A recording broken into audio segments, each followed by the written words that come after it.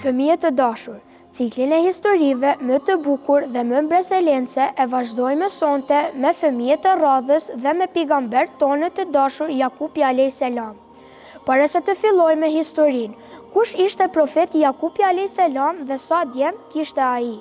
Cili ishte biri i tij më i dashur dhe pse? A mendoni se është e drejtë që disa vëllezër të jenë xheloz ndaj njëri tjetrit? Si duhet të reagojmë kur ndihemi të padrejtësuar? Profeti Jakubi a.s., babai i 12 bijeve të dashur dhe dashuria për Jusufin. Në një vend të bukur me fusha të gjelbëra dhe male të larta, jetonte një burr i drejtë dhe i mençur, me emrin Jakubi a.s. Ai ishte një profet i dashur nga Zoti dhe kishte 12 djem të mirë. Por ndër të gjithë, ai e donte më shumë të birin Jusufin a.s., sepse ai ishte i ndershëm, i butë dhe kishte një zemër të pastër.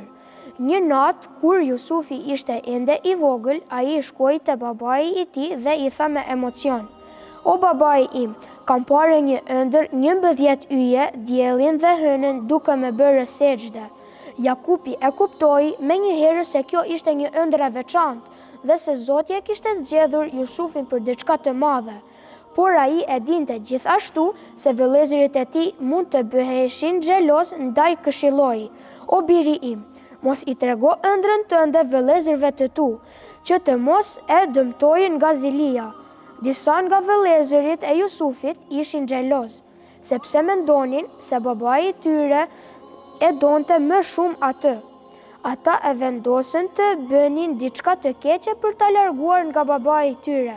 Një ditë ata i thanë Jakubit: "O babai ynë, lejoje Jusufin të vijë me ne për të luajtur në fusha dhe të kujdesemi për të."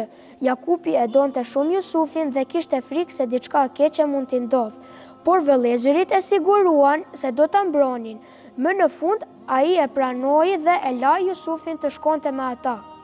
Por kur arritën në një vend të largët, ata e morën Jusufin dhe e hodhën në një pustë të thellë e të errët. Jusufi thërriste, por ata nuk e dëgjonin më.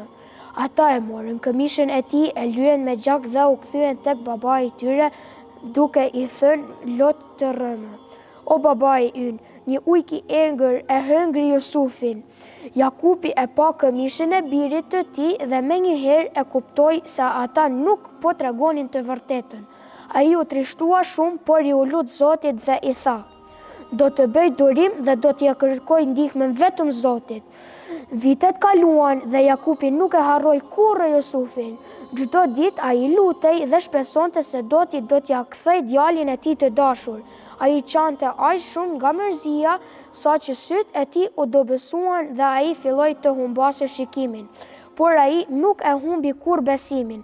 Ai u tha djemve të tij: "O bijtë mi, kërkoni Jusufin dhe mos e humbni shpresën në mëshirën e Zotit." Pas shumë vitesh, djemt e tij shkuan në Egjipt dhe atje e gjetën vëllain e tyre, Jusufi, i cili tani ishte bërë një ministër i madh. Ai e falte për atë që kishin bërë dhe u dha një këmishë për ta çuar te babai i tyre. Kur Jakubi e mori këmishën e Jusufit, ai e ndjeu aromën e tij dhe sytë e tij u shëruan menjëherë. Ai i tha me gëzim: "A nuk ju thash se e di diçka nga Zoti që ju nuk e dini?" Pastaj ai i dhe të gjithë bijtë e tij shkuan në Egjipt, ku më në fund u bashkuan me Jusufin. Kur arriti Jusufi, e priti me nder dhe dashuri. Dielli, hëna dhe 11 yje që ai kishte parë në ëndër ishin vëllezërit dhe prindërit e tij, të cilët përuren me respekt para tij. Jakubi ishte i lumtur dhe falenderoi Zotin për mrekullinë e madhe që ndodhi. Ai kishte humbur Jusufin për shumë vite, por besimin dhe durimin e tij e ndihmuan të mos humbasë shpresën kurrë. Mësimi i historisë. Historia e profetit Jakubi a.s. na mëson të kemi gjithmonë besim në Zot, të jemi të durueshëm dhe të mos e humbasim kurrë shpresën, sepse edhe pas errësisë më të madhe vjen gjithmonë drita. Këto janë mësimet që ne kemi mësuar nga historia e Jakupit a.s. Si që Jakupi e ndjeu aromën e Jusufit, edhe ne shpesh mund të ndjem dhimbjen dhe vuajtjen e jetës, por kjo na mëson që pavarësisht sfidave, ka gjithmonë shpresë për ato që kanë besim. Fëmijët janë një dhuratë të Allahut dhe dallimin në mes tyre është si të dash dritën nga dielli, të gjithë janë të barabartë. Gënjeshtra mund të ecë për një kohë të shkurtër, por e vërteta gjithmonë do të arrijë dhe do të triumfojë. E vërteta është dritë, ndërsa gënjeshtra e rrësirë. Thuaje gjithmonë të vërtetën. Kthehet të keqen me të mirëve, zemrën do të shëndohet, armiqtë do të shndrohen në miq dhe shpirtin do të mbush paqe.